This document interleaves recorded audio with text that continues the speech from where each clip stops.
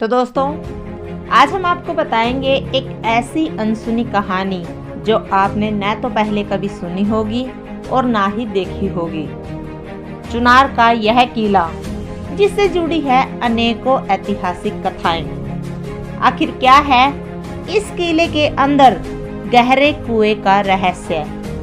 तो दोस्तों, उत्तर प्रदेश के ऐतिहासिक स्थलों में हम आपको चुनारगढ़ किले से रूबरू कराने जा रहे हैं। चुनार का किला उत्तर प्रदेश के मिर्जापुर जिले की मुख्य ऐतिहासिक और वैश्विक धरोहर के तौर पर जाना जाता है। चुनार का किला मिर्जापुर में गंगा नदी के किनारे चुनार नामक स्थान पर स्थित है, जिसका विशेष ऐतिहासिक और धार्मिक महत्व है। चुनार का किला भारत की ऐतिहासिक विरासत है। माना जाता है कि यह किला लगभग 5000 वर्षों से विद्यमान है। हालांकि इस किले का बीच बीच में जीर्णोद्धार होता रहा है।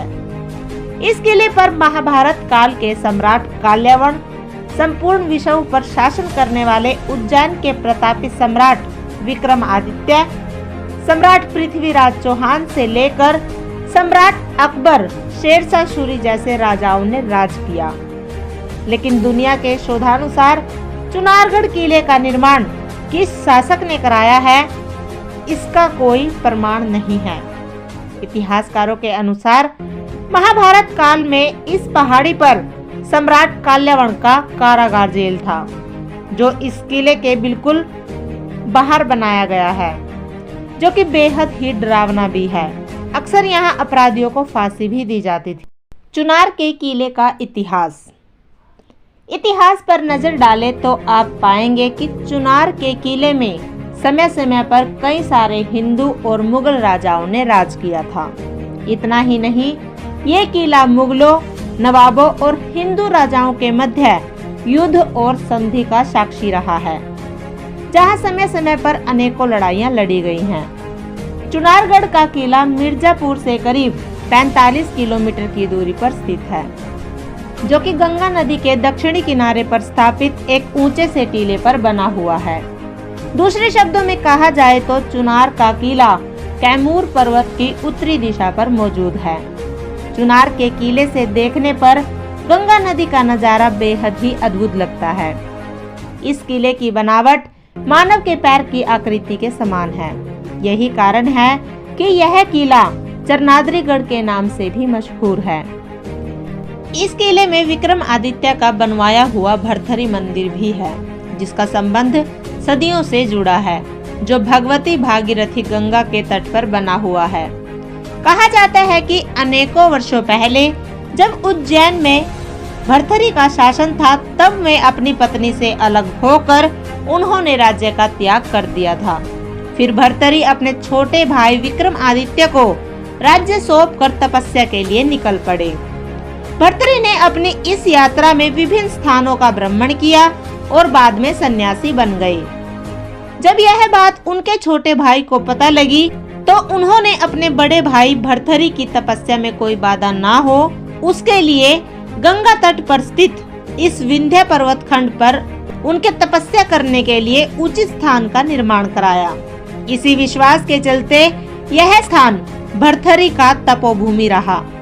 गंगा के जल स्तर से ऊपर की गुफा में भरथरी ने समाधि ली।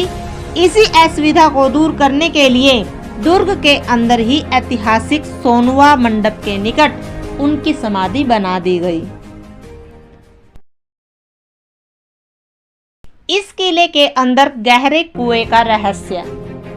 लाल बलुआ पत्थरों से बने इस किले के ठीक अंदर लाल चीनी मिट्टी से बना 200 फीट गहरा कुआं है, जो देखने पर भी बहुत भयभीत सा लगता है। इस गहरे कुएं से संबंधित कई रहस्य हैं, जो काफी चौंकाने वाले हैं। बताया जाता है कि गहरे कुएं में कई गहरी और रहस्यमयी सुरंगें हैं, जो किले के बाहरी इलाकों में निकलती हैं, और कुछ सुरंगें ऐसी हैं जिसकी कोई सीमा नहीं है। इस कुएं में पानी के अंदर भी सीढ़ियां बनी हुई हैं, और इनकी दीवारों पर कई तरह के चिन्ह बने हैं, जो प्राचीन लिपि के हैं, जिन्हें समझना काफी मुश्किल है। इसी कुएं के पास रानी पालकी में सवार होकर यहाँ स्नान करने आती थी और उनकी सुरक्षा के लिए विशेष प्रबंध भी किए जाते थे। इस कुएं में सीधा गंगा तट का पानी आता है। इस गहरे कुएं के पास जो तहखाने देखने को मिलते हैं वे सीधे सुरंग के जरिए कुएं तक निकलते हैं।